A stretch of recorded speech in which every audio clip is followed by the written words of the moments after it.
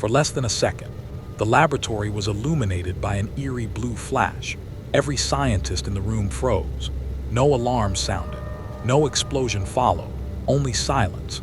Yet everyone present immediately understood the horrifying truth. A fatal mistake had just been made. The man standing closest to the experiment had received a massive dose of radiation, so intense that within days there would be nothing modern medicine could do to save him. But what made the tragedy even more disturbing was this. It wasn't the first time this exact object had nearly killed someone, and it wouldn't be the last. The small metallic sphere resting on the laboratory table would eventually earn a name that sounded more like something from a horror novel than a scientific project: the Demon Core.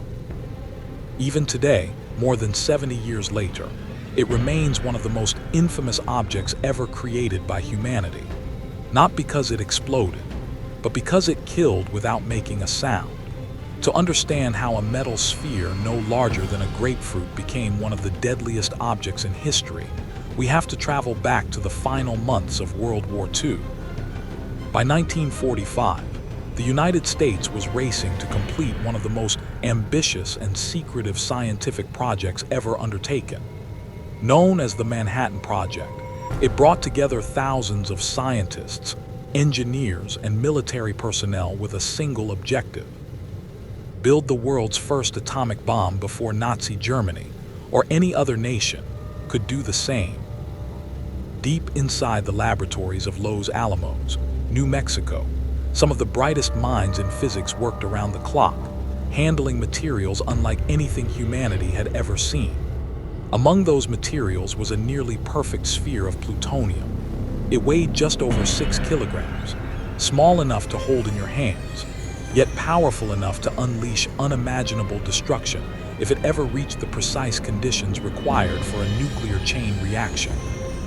Originally, this plutonium core had been manufactured for a third atomic bomb. The first bomb had destroyed Hiroshima. The second had devastated Nagasaki. A third weapon was already being prepared, ready to be deployed if Japan refused to surrender. But history took a different course.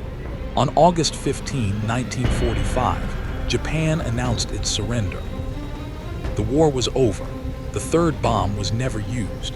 Instead, its plutonium core remained at Los Alamos. What no one could have imagined was that this unused core would become far more dangerous inside a laboratory than it ever would have been on a battlefield. With the war finally over, scientists at Los Alamos were presented with a rare opportunity. For the first time, they could study the behavior of plutonium without the constant pressure of an ongoing conflict. The unused core was no longer destined for combat.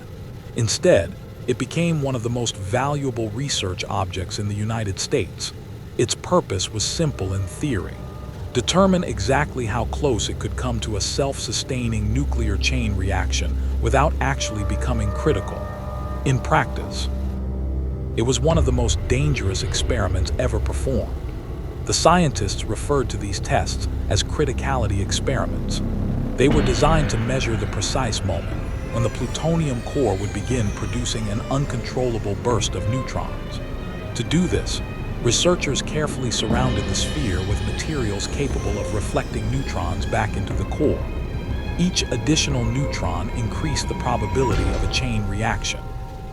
Every adjustment brought the experiment one step closer to disaster. The scientists had a chilling expression for this kind of work. They called it tickling the dragon's tail. It meant approaching catastrophe as closely as possible, without crossing the line. One mistake, one unexpected movement, one fraction of a second. That was all it would take. Unlike a nuclear bomb, the core could not explode by itself, but if it became supercritical, it would release an intense burst of neutron and gamma radiation. The room would remain standing. The building would remain standing. Yet every person nearby could receive a lethal dose of radiation in an instant. The danger was completely invisible. There was no smell, no heat, no warning, only a brief flash of blue light. And the silent realization that something irreversible had just happened. Despite the enormous risks, these experiments became almost routine. Many of the scientists believed they fully understood the behavior of the plutonium core. Confidence slowly replaced caution. Procedures became less strict. Simple tools were used instead of protective equipment. Looking back today, it seems almost unbelievable. Some of the most dangerous experiments in nuclear history were performed by hand, with nothing more than screwdrivers, metal blocks, and the experience of the scientists conducting them. No one imagined that confidence itself was about to become the greatest threat inside the laboratory. On the evening of August 21, 1945, most of the scientists had already left the laboratory. Only a handful remained. Among them was a 24-year-old physicist named Harry Daghlian, brilliant, dedicated, and determined to complete one last experiment before ending his day. His objective was the same criticality test researchers had performed many times before. Using small blocks of tungsten carbide, Daghlian carefully surrounded the plutonium core. Each block reflected more neutrons back into the sphere, bringing it closer to criticality. The process demanded absolute precision. After placing each block, he measured the neutron activity. Then he added another, and another. With every movement, the invisible danger increased. Eventually, he reached the final block. According to his calculations, placing it on top of the assembly would bring the core extremely close to becoming critical, but not beyond the limit. Holding the heavy tungsten block in one hand, he slowly lowered it toward the core. Then, everything went wrong. The block slipped from his fingers. It fell directly onto the assembly. For a fraction of a second, the plutonium core became supercritical. The room was instantly flooded by an eerie blue flash. Daghlian later described it as a brief glow that seemed almost unreal. He reacted immediately. Without thinking about his own safety, he knocked the tungsten block away with his bare hand, stopping the chain reaction before it could continue. The entire accident had lasted less than a second. There was no explosion, no fire, no visible damage. The laboratory looked exactly the same. But Harry Daghlian knew what had just happened. He had been standing only inches away from an uncontrolled burst of radiation, and he had absorbed nearly all of it. At first, he felt almost normal. Within hours, nausea began to set in. Then came severe vomiting. Doctors at Los Alamos quickly realized the horrifying truth. Harry Daghlian had received a radiation dose far beyond anything considered survivable. Over the following days, his condition deteriorated rapidly. His white blood cell count collapsed. His immune system failed. His body slowly began to lose the ability to repair itself. For 25 agonizing days, physicians watched helplessly. There was no treatment, no antidote, no cure. On September 15, 1945, Harry Daghlian became the first person ever killed by a criticality accident involving what would later become known as the Demon Core. The tragedy shocked Los Alamos. Safety procedures were reviewed. Warnings were issued. Everyone believed such an accident would never happen again. They were wrong. Harry Daghlian's death should have changed everything. For a short time, it did. Los Alamos introduced new safety recommendations, and scientists were reminded of the dangers of working so close to criticality. But as months passed, confidence slowly returned. The experiments continued, and so did the risks. Less than a year later, on May 21, 1946, another physicist entered the same laboratory. His name was Slotin. Unlike Daghlian, Slotin was one of the most experienced nuclear scientists in the Manhattan Project. He had assembled the plutonium core used in the Trinity test, the world's first nuclear explosion. His colleagues trusted him completely.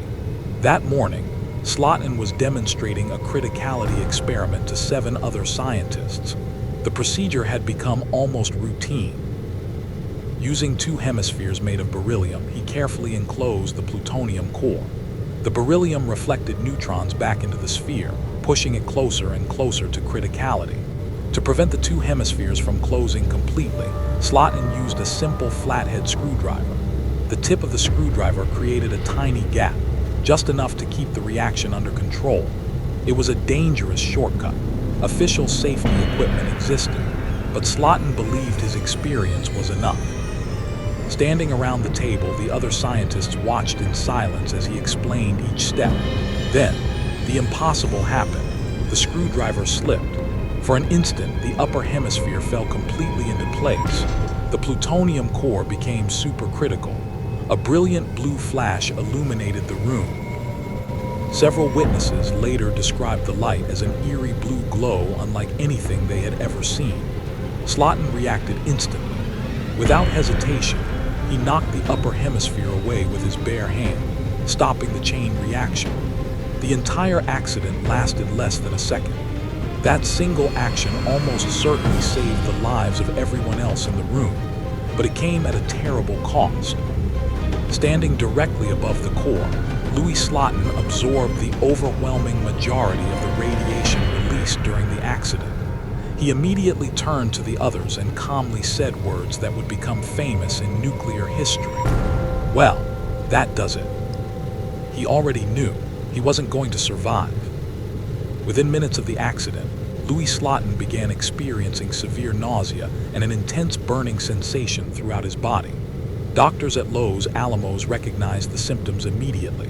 They had seen them before. Less than a year earlier, Harry Daghlian had suffered nearly the same exposure. This time, however, the radiation dose was even greater.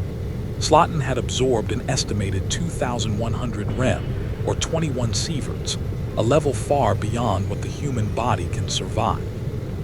As he was transported to the hospital, he remained remarkably calm. He spent the first hours helping physicians reconstruct the accident, carefully describing the position of every scientist in the room so doctors could estimate how much radiation each person had received. His concern wasn't for himself, it was for the others.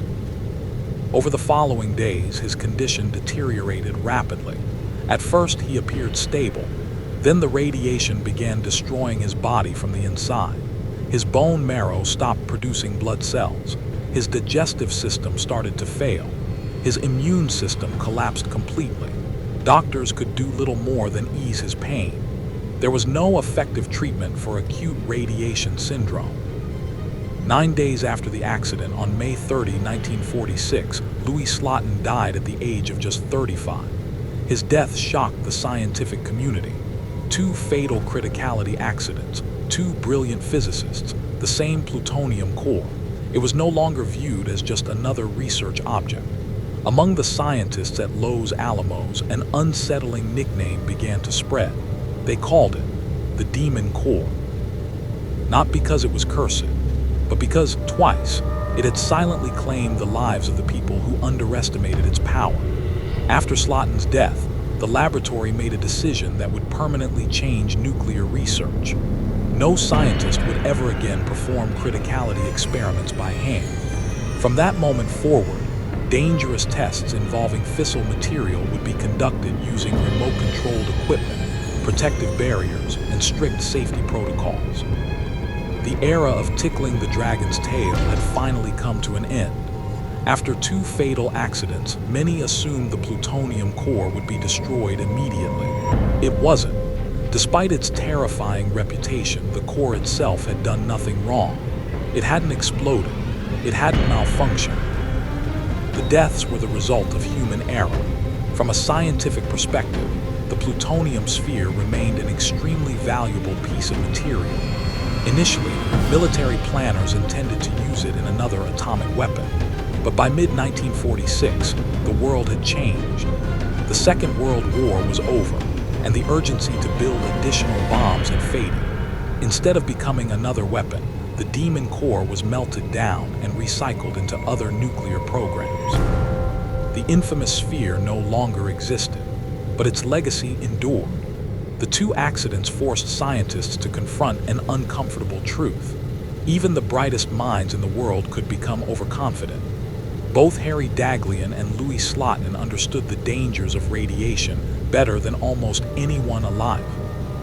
Yet both believed they could control forces that were invisible, unpredictable, and unforgiving. The tragedies transformed the way nuclear research was conducted. Experiments that had once been performed with bare hands were replaced by remote-controlled systems, protective shielding, and rigid safety procedures. Many of the protocols still used in nuclear laboratories today can be traced directly back to those two fatal accidents.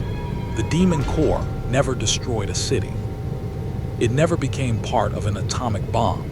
It never fulfilled the purpose for which it had been created. Yet history remembers it for something far more haunting. It became one of the few objects ever built that claimed lives simply through the invisible power it contained. Its story is a reminder that the greatest dangers are not always the loudest.